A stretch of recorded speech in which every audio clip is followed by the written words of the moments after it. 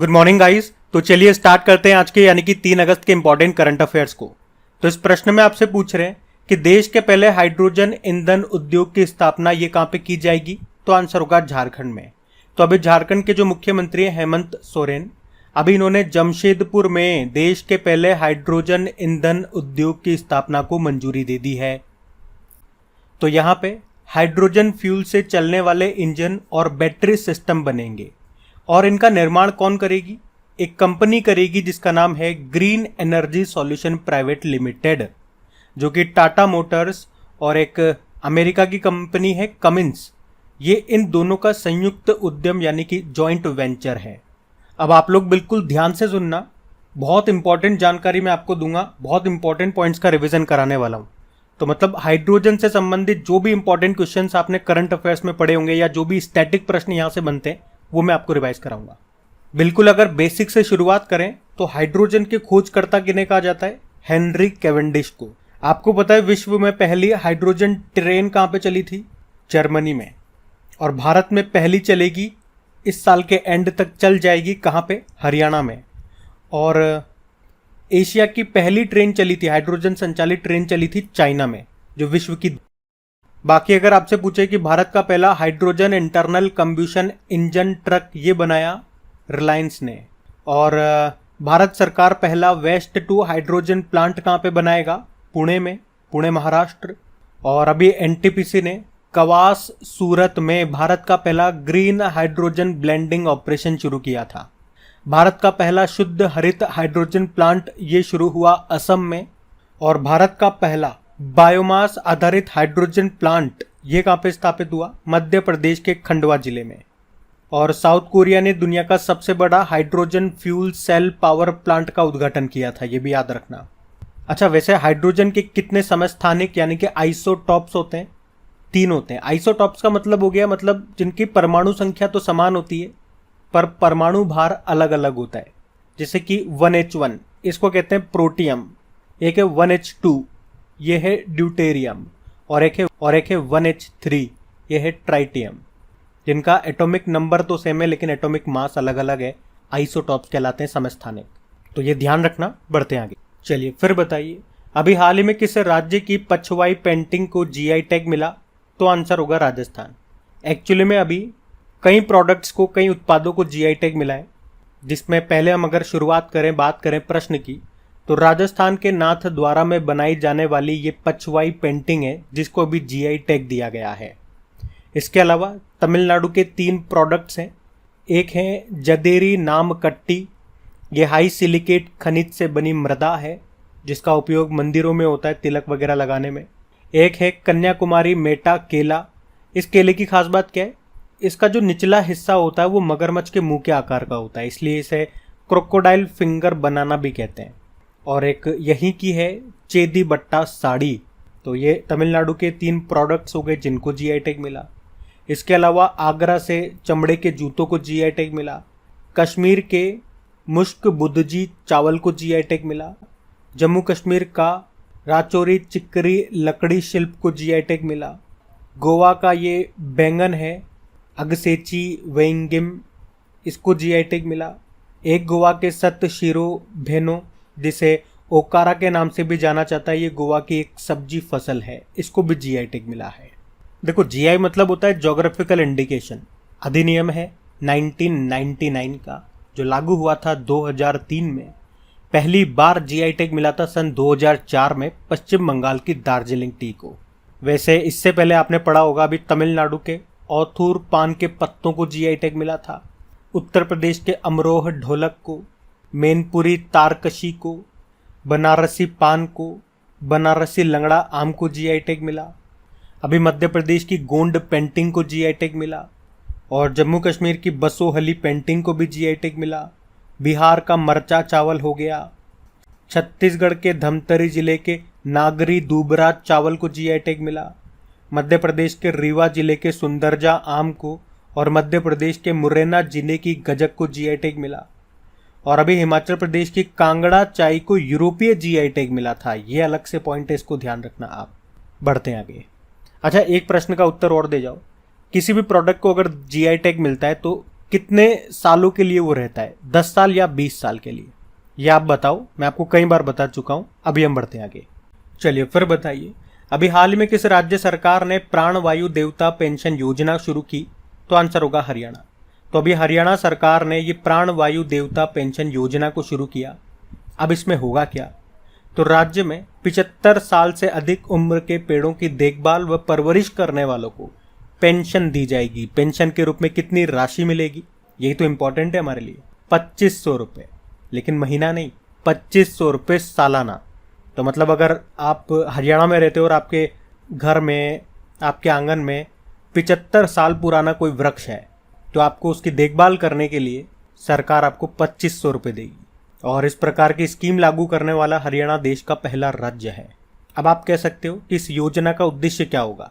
तो पुराने पेड़ों की रक्षा और संरक्षण के लिए इस योजना को शुरू किया गया है। अब आप सोचोगे अपने आंगन में जाकर के, यार ये पेड़ तो उग रहा है, लेकिन ये क्या 75 वर्ष पूरे हो गए क्या इसको? मतलब पेड़ की उम्र पता करने के लिए क्या करते हैं? कैसे पता करा जाए इस पेड़ की उम्र कितनी होगी? तो पेड़ की उम्र कैसे गिनी जाती है? तो उसके लिए पेड़ के तने में वार्षिक छल्लों यानी कि एनुअल रिंग को गिन करके उसकी उम्र पता लगाया जाता है। एक रिंग का मतलब 1 साल होता है, और इसे ही कहते हैं डेंड्रोक्रोनोलॉजी। ये शब्दावली भी याद रखना आप। बाकी बात हरियाणा की है, तो ये रहा मैप में हरियाणा। देखो, इसकी कैपिटल चंडीगढ़ हो गई। मुख्यमंत्री है मनोहर लाल खट्टर और गवर्नर कौन है? बंडारू दत्तात्रेय। अभी आपने पढ़ा था लेटेस्ट कि क्रैच नीति को शुरू करने वाला पहला राज्य हरियाणा है। मेरा बिल मेरा अधिकार योजना शुरू की हरियाणा ने। भारत की पहली हाइड्रोजन ट्रेन ये शुरू होगी हरियाणा में ही इसी साल के एंड में। और देश का पहला इंडियन एयरफोर्स का हेरिटेज सेंटर बना है चंडीगढ़ में। अभी चंडीगढ़ एयरपोर्ट का नाम बदलकर भगत सिंह जी के नाम पे कर दिया गया। अभी चंडीगढ़ के पशुपालन और मत्स्य पालन विभाग ने स्कॉच सिल्वर अवार्ड 2023 जीता था। और नॉर्थ इंडिया का पहला परमाणु संयंत्र ये मिलेगा फतेहाबाद में। अभी हरियाणा ने दृश्य योजना भी शुरू की थी। और 100% विद्युतीकृत रेलवे नेटवर्क वाला भारत का पहला राज्य हरियाणा ही है। अभी प्रेसिडेंट कलर सम्मान मिला था हरियाणा पुलिस को। ई अधिगम योजना और चिराग योजना और दयालु योजना ये सब हरियाणा की है। अच्छा, एक और इम्पोर्टेंट प्रश्न हो गया कि हड़प्पा संस्कृति का सबसे बड़ा संग्रहालय बन रहा है हरियाणा के राखीगढ़ी में। और अभी 36वां अंतर्राष्ट्रीय सूरज कुंड मेले का आयोजन हुआ था फरीदाबाद में। और भारत का पहला भारतीय जैविक डेटा केंद्र इंडियन बायोलॉजिकल डेटा सेंटर कहाँ पे स्थापित हुआ? तो आंसर होगा फरीदाबाद में ही। और याद रखना, बेटी बचाओ बेटी पढ़ाओ ये जो योजना है ये पानीपत हरियाणा से शुरू हुई थी 2015 में। और पानीपत को बुनकरों का शहर भी कहा जाता है। ध्यान रखना ये सारे पॉइंट्स। बढ़ते आगे। चलिए फिर बताइए, भारत का पहला स्वदेशी रूप से विकसित नेक्स्ट जनरेशन MRI स्कैनर ये कहाँ पे लॉन्च किया गया? तो आंसर होगा नई दिल्ली में। तो ये है भारत का पहला स्वदेशी रूप से विकसित किफायती, हल्का, अल्ट्रा फास्ट, हाई फील्ड वाला next generation MRI scanner. MRI की फुल फॉर्म क्या होती है?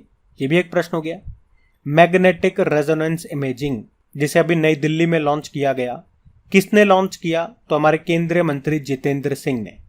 और इसको बनाने में लागत आई है 17 करोड़ रुपए। MRI की फुल फॉर्म मैंने आपको बता दी, मैग्नेटिक रेजोनेंस इमेजिंग। और ये MRI स्कैनर में MRI करवाते ना, MRI कराने जाते, तो मतलब कराते क्या इसमें मोटी मोटी बात करें तो शरीर के अंदर की तस्वीरें लेने के ये काम आता है। जैसे हमारे सर में कोई चोट लग गई है या बोन्स में कहीं दिक्कत आ गई है, फ्रैक्चर वगैरह, तो उस मशीन के अंदर हमें डाला जाता है। फिर हमारी बॉडी का स्कैन होकर के डॉक्टर उसको देखता है और फिर बीमारी की पहचान की जाती है। और ऐसा ही काम CT स्कैन भी करता है। तो अगर मोटा मोटा अगर आपसे पूछे कि MRI और CT स्कैन में मेन अंतर क्या है, तो ऐसे आप कह सकते हो MRI में रेडियो वेव्स का इस्तेमाल होता है, जबकि CT स्कैन में एक्स रेज का इस्तेमाल होता है। तभी कहते हैं डॉक्टर वगैरह, अगर कोई प्रेग्नेंट लेडी होती है तो CT स्कैन वगैरह कम ही कराना चाहिए, क्योंकि बच्चे को ये इफेक्ट करती है एक्स रेज। अच्छा, CT स्कैन में CT का अर्थ क्या हो गया? CT का मतलब क्या हो गया? Computed tomography. इसी तरह से 2 शब्दावली आप और पढ़ोगे, एक होता है ECG और एक होता है EEG। ये भी अच्छा प्रश्न है। पहले तो फुल फॉर्म ही आ जाएगी।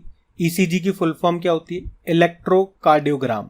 ये कार्डियो से ही समझ में आ रहा होगा, जैसे कार्डियोलॉजिस्ट, हृदय रोग विशेषज्ञ जिसे कहते हैं ना, डॉक्टर के पास जाते हैं जैसे कि, तो कार्डियो से हृदय यानी कि हार्ट के लिए है ये। और EEG मतलब होता है इलेक्ट्रोएन्सेफलोग्राम, ये मस्तिष्क के लिए होता है। तो ये भी आप ध्यान रखना, ये प्रश्न आते हैं साइंस में कई बार। हम बढ़ते हैं आगे। चलिए फिर बताइए, अभी दक्षिण एशिया में पहला सेंटर फॉर स्पीशीज सर्वाइवल किस देश में स्थापित किया जाएगा? तो आंसर होगा भारत में। तो याद रखना ये साउथ एशिया का पहला सेंटर है और वो भी भारत में है, इसलिए प्रश्न इंपॉर्टेंट होता है हमारे लिए। तो ध्यान से सुनो, अभी IUCN मतलब international union for conservation nature and natural resources, ये वही है जो रेड डेटा बुक जारी करता है। तो अभी इस संस्था के प्रजाति अस्तित्व आयोग के द्वारा भारतीय वन्यजीव ट्रस्ट के सहयोग से साउथ एशिया का पहला सेंटर फॉर स्पीशीज सर्वाइवल ये भारत में स्थापित होगा। और आपको बता दूं कि दुनिया में सेंटर फॉर स्पीशीज सर्वाइवल का ये 10वां सेंटर होगा, जबकि साउथ एशिया का पहला होगा जो कि भारत में होगा। और इस सेंटर का उद्देश्य क्या है? तो वन्यजीव विशेषज्ञों के द्वारा संरक्षण प्रयासों को बढ़ाना और भारत की समृद्ध जैव विविधता की रक्षा करना। अच्छा, आपको पता है कि संयुक्त राष्ट्र के 62वें सामाजिक विकास आयोग की अध्यक्षता ये कौन कर रहा है? भारत कर रहा है। और इसके अध्यक्ष बनाई गई है रुचिरा कंबोज, जो कि संयुक्त राष्ट्र यूनाइटेड नेशन में भारत की परमानेंट रिप्रेजेंटेटिव है। अभी आपको याद होगा भारत या आर्टेमिस मिशन समझौते का कौन सा सदस्य बना, कौन से नंबर का सदस्य देश बना? तो 27वां। और आपने पढ़ा होगा कि अभी खाद्य सुरक्षा नियामकों के विशेष, और अभी आपको याद होगा कि खाद्य सुरक्षा नियामकों के वैश्विक शिखर सम्मेलन की मेजबानी ये भी की है भारत ने। इंग्लिश में बोलोगे तो global summit of food safety regulation. वैसे अभी भारत ने ग्लोबल क्राइसिस रेस्पॉन्स ग्रुप की सदस्यता भी ग्रहण कर ली है। अच्छा, अभी भारत ने पारंपरिक दवाओं पर आसियान देशों के सम्मेलन की भी मेजबानी की थी। और भारत से आपको क्या क्या प्रश्न याद आ रहे हैं? एक तो ये याद आ रहा होगा कि 2023 में G20 की अध्यक्षता ये भारत कर रहा है। शंघाई कोऑपरेशन ऑर्गेनाइजेशन की अध्यक्षता भी भारत के पास है। वासेनार एग्रीमेंट का हेड भारत बनाया गया। अभी मेंस हॉकी वर्ल्ड कप ये भारत में हुए। वुमेन्स बॉक्सिंग चैंपियनशिप को होस्ट कर रहा है Bharat. ICC mains world cup इस साल भारत में होंगे। और अगले साल क्वाड समिट को होस्ट कर रहा है भारत। और एक और पॉइंट, मिस वर्ल्ड कैसे भूल गए हम? मिस वर्ल्ड 2023 का आयोजन ये भी भारत में होगा। 71वें नंबर का है, तो इम्पॉर्टेंट है ये। फिर बताइए, अभी हाल ही में US T20 लीग, जिसको कहते हैं मेजर लीग क्रिकेट, इसका पहला संस्करण अभी किसने जीता? तो आंसर होगा MI न्यूयॉर्क ने। तो बात कर रहे हैं US T20 लीग, जिसका नाम है मेजर लीग क्रिकेट। ये इसका पहला संस्करण अभी हुआ। कहाँ पे हुआ? टेक्सास USA में। इसमें 6 टीमों ने हिस्सा लिया और इसको जीता किसने? MI न्यूयॉर्क ने, जिसके कप्तान कौन थे? Nicholas Pooran. और ये जो MI न्यूयॉर्क है ना, ये जो टीम है, इसका मालिक कौन है? तो रिलायंस की एक कंपनी है इंडिया विंस, वो इस टीम की मालिक है। जैसे भारत में जो IPL होते हैं उसमें मुंबई इंडियंस की मालिक कौन है? रिलायंस है ना, उसी तरह से। और इसको याद रखना भी आसान है, जैसे कि यहाँ पे है मुंबई इंडियंस और वहाँ पे भी ये MI हो गया, MI। तो ये तो याद रह जाएगा आपको। वहीं अगर बात करें अभी जो हमारा पुरुषों का IPL हुआ था 16वें नंबर का, भारत में हुआ था। इसको चेन्नई सुपर किंग ने जीता, 5 बार जीत लिया इसने, मुंबई इंडियंस की बराबरी कर ली है। किसको हराया? गुजरात टाइटंस को। ऑरेंज कैप मिली है शुभमन गिल को और पर्पल कैप मिली है मोहम्मद शमी को। वहीं अभी महिलाओं का जो प्रीमियर लीग हुआ था पहला संस्करण, उसको भी मुंबई इंडियंस ने जीता दिल्ली कैपिटल्स को हरा करके। और इसमें मुंबई इंडियंस की कप्तान है हरमनप्रीत कौर। और इसमें अगर पूछे ना कि सबसे महंगी प्लेयर कौन रही, तो आंसर होगा स्मृति मंदाना। रॉयल चैलेंजर्स बंगलुरु ने खरीदा था। अभी पहली प्रीमियर वॉलीबॉल लीग भी हुआ था जयपुर राजस्थान में, जिसको महाराष्ट्र ने जीता था। तो ध्यान रखना ये पॉइंट्स भी। बढ़ते आगे। चलिए फिर बताइए, अभी हाल ही में विश्व लंग कैंसर दिवस कब मनाया गया? तो आंसर होगा 1 अगस्त को। तो हर साल 1 अगस्त को वर्ल्ड लंग कैंसर डे के रूप में मनाया जाता है। पहली बार इसे 2012 में मनाया गया था। लेकिन अगर आपसे एग्जाम में पूछा जाए कि वर्ल्ड कैंसर डे कब होता है, तो वो 4 फरवरी को होता है। और स्टडी ऑफ कैंसर कहा जाता है ऑन्कोलॉजी। वैसे अभी 1 अगस्त को वर्ल्ड वाइड वेब डे भी मनाया, जिसे आप WWW कहते हो। वर्ल्ड वाइड वेब इसकी फुल फॉर्म होती है। तो 1989 में इसका आविष्कार किया था किसने? टिम बर्नर्स ली ने। और 1989 में इंटरनेट की शुरुआत भी होती है। और अभी आपको याद होगा 1 अगस्त को हमने मुस्लिम महिला अधिकार दिवस भी मनाया, और 1 अगस्त से लेकर 7 अगस्त तक विश्व स्तनपान सप्ताह मना रहे हैं हम। ये भी ध्यान रखना, आप बढ़ते आगे। फिर बताइए, एशेज सीरीज 2023 का आयोजन कहाँ पे किया गया? तो आंसर होगा इंग्लैंड में। अच्छा, पहले तो ये बात याद रखना कि एशेज सीरीज, इसका संबंध क्रिकेट से है। किन के बीच होती है? ऑस्ट्रेलिया और इंग्लैंड के बीच। और इस बार इसका आयोजन हुआ इंग्लैंड में। और विजेता कौन रहा? तो इस बार मैच टाई हो गया, लेकिन पिछली बार ऑस्ट्रेलिया विजेता रहा था। इसमें इंग्लैंड टीम के कप्तान रहे बेन स्टोक्स और ऑस्ट्रेलिया टीम के कप्तान रहे पैट कमिंस। अभी आपको याद है दलीप ट्रॉफी का संबंध भी क्रिकेट से है। अभी इसको साउथ जोन ने जीता था वेस्ट जोन को हरा के। और एक ईरानी ट्रॉफी आप याद रखना, इसको शेष भारत ने जीता मध्य प्रदेश को हरा के। और एक रणजी ट्रॉफी याद रखना, इसको सौराष्ट्र ने जीता बंगाल को हरा के। तो क्रिकेट से संबंधित ये 3 ट्रॉफीज अभी हमने पढ़ी है। मैं बार बार आपको रिवाइज कराता हूँ ताकि आपको याद रहे, तो याद रखना इन्हें। हम बढ़ते हैं आगे। चलिए फिर बताइए, अभी हाल ही में वॉर्सो ओपन टेनिस टाइटल का खिताब किसने जीता? तो आंसर होगा ईगा स्विटेक ने। ईगा स्विटेक ये पोलैंड की टेनिस प्लेयर है, और अभी इन्होंने पोलैंड की कैपिटल वॉर्सो में हुए वॉर्सो ओपन टेनिस टाइटल को जीत लिया है। इन्होंने फाइनल में जर्मनी की लॉरा सीजमंड को हराया। अब टेनिस की बात है, तो अभी कल ही मैंने टेनिस से संबंधित आपको कुछ इंपॉर्टेंट प्रश्न बताए थे। आज मैं आपसे पूछ रहा हूँ, चलो बिल्कुल सिंपल सा प्रश्न पूछता हूँ। आपको ये तो पता है ना, साल में 4 ग्रैंड स्लैम होते हैं, Australian open, French open, Wimbledon और यूएस ओपन। 3 अभी तक हो चुके हैं। तो आपको ये बताना है कि ईगा स्विटेक ने अभी किस ग्रैंड स्लैम में वुमेन सिंगल का टाइटल जीता। बड़ा सिंपल सा प्रश्न है, एक ही प्रश्न पूछा है मैंने, उत्तर दो किस किस को आता है। हम बढ़ते हैं आगे। चलिए फिर बताइए, अभी हाल ही में किस देश के ऑलराउंडर मोइन अली ने टेस्ट क्रिकेट से संन्यास ले लिया? तो आंसर होगा इंग्लैंड। तो इंग्लैंड के ऑलराउंडर मोइन अली ने अभी खेली गई एशेज सीरीज के अंतर्गत टेस्ट क्रिकेट से संन्यास की घोषणा कर दी है। वैसे तो इन्होंने 2021 में टेस्ट क्रिकेट से संन्यास ले लिया था, पर इंग्लैंड टेस्ट कप्तान बेन स्टोक्स के कहने पर उन्होंने एशेज सीरीज खेली थी, जिसके बारे में अभी हमने पढ़ा। और याद रखना, उन्हें क्रिकेट में उनके योगदान के लिए अभी जून 2023 में order of the British Empire सम्मान भी मिला था। अच्छा, आज मैं आपकी फटाफट सीरीज लेकर के आया हूँ, तो बिना टाइम वेस्ट करे फटाफट से हम इसको रिवाइज करेंगे। लेकिन उससे पहले फटाफट से मैं आपका टेस्ट भी ले लेता हूँ। तो इंग्लिश और हिंदी दोनों में आपके सामने शीट आ रही है, वीडियो को पॉज करके आराम से क्वेश्चन लगाओ। और अभी हम इसको रिवाइज करते हैं।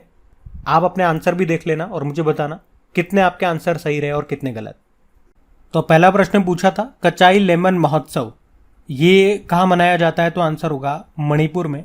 और आपको याद भी होगा मणिपुर के कचाई नींबू को जीआई टैग प्राप्त है। माघी मेला, इसका आयोजन होता है पंजाब में। शिग्मो महोत्सव की बात करें तो गोवा में मनाया जाता है। वांचुआ महोत्सव मनाया जाता है असम में। हॉर्नबिल फेस्टिवल ये नागालैंड का है। और एक चिरऊ महोत्सव हो गया, जैसे आप बम्बू डांस कह दीजिए या चापचारकुट महोत्सव कह दीजिए, कहाँ का है? मिजोरम का। अच्छा, बतुकम्मा महोत्सव कहाँ का है, जिसे फूलों का त्यौहार भी कहते हैं? यह है तेलंगाना का। एक थाईपुसम त्यौहार हो गया। थाईपुसम त्यौहार बहुत बार सुना होगा आपने, तमिलनाडु का है। मांडू फेस्टिवल, जिसे निमाड़ी मिर्च फेस्टिवल भी कहा जाता है, ये भी इंपॉर्टेंट है, ये मध्य प्रदेश का है। तो आपके सामने जो भी मैं प्रश्न लेकर के आ रहा हूँ सारे इंपॉर्टेंट ही ला रहा हूँ। जो इंपॉर्टेंट नहीं लग रहा मैं उसे ला ही नहीं रहा हूँ। तो मुझे हर विषय में वैसे बोलने की ज़रूरत नहीं है ये इंपॉर्टेंट है वो इंपॉर्टेंट है, सारे इंपॉर्टेंट है, बिना इंपॉर्टेंट वाले में ला भी नहीं रहा हूँ। अगला है तानसेन समारोह। तो तानसेन महोत्सव का आयोजन कहाँ होता है? ग्वालियर मध्य प्रदेश में। धानु यात्रा महोत्सव की बात करेंगे तो यह है उड़ीसा का।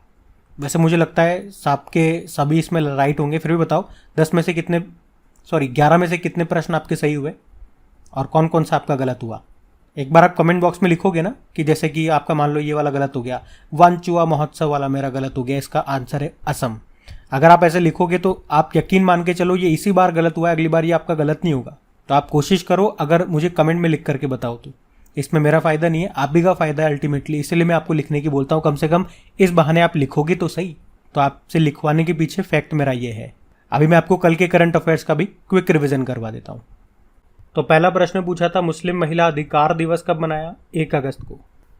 फिर पूछा 5वें विश्व कॉफ़ी सम्मेलन की मेजबान देश कौन सा है? तो आंसर होगा भारत।